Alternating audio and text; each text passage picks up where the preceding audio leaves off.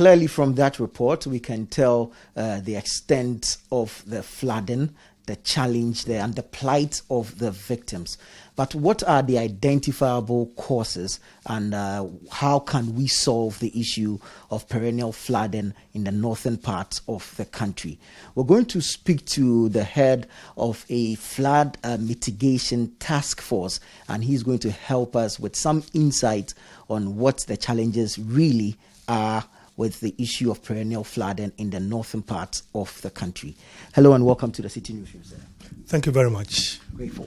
Now, help us understand, why do we see this problem, this challenge of flooding every other year? It depends on the intensity of the rains within Ghana and also the level of water that is spilled from Burkina Faso. But the main cause has to do with the level with which the White Volta and the major tributaries have been silted up. This task force that you had, an interministerial task force, what is your mandate and what solutions have you identified that can help end this problem? What we identified was that we needed structural measures to address the sand accumulation within the river channel. And the key activity or intervention was to dredge. But I must say that this has never been done before. The river, the White Volta, has never been dredged. So the level of silt, was quite high. Are you able to give us names of some of the specific areas that benefited from the dredging? Nasia community, they really benefited. Nabogo community, they also benefited.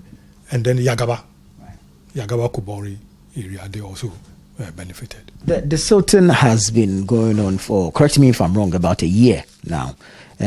Why is it that we're still recording floods in some of these places?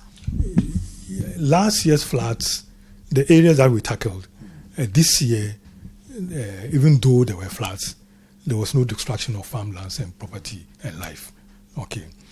This year, the intent was or is to go and tackle the northern part, the upstream parts. So that is a strategy, and it's not a continuous thing. You cannot do it continuous. We're staggering it based on the suitability of the period for us to actually do what we are supposed to do. This year, as the floods were ongoing, we couldn't have done the dredging. So we anticipate that from any time from the middle of October, we'll get back and then tackle those critical areas that I've mentioned. Largely, the strategy is desilting, dredging of the White Volta. But aside that, is there any other strategy we are hoping to employ to mitigate the impact of flooding in this area? Yes. In fact, it's a combination of structural and non-structural. Dredging is one, and then the non-structural ones are also there. Early warning, giving the communities forecasting and giving them early warning signals so they can take immediate measures as appropriate.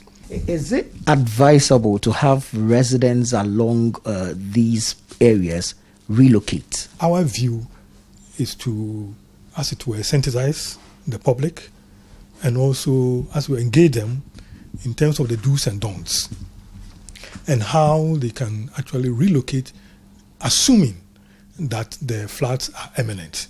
We give them prompts and then they relocate to some areas on an interim basis.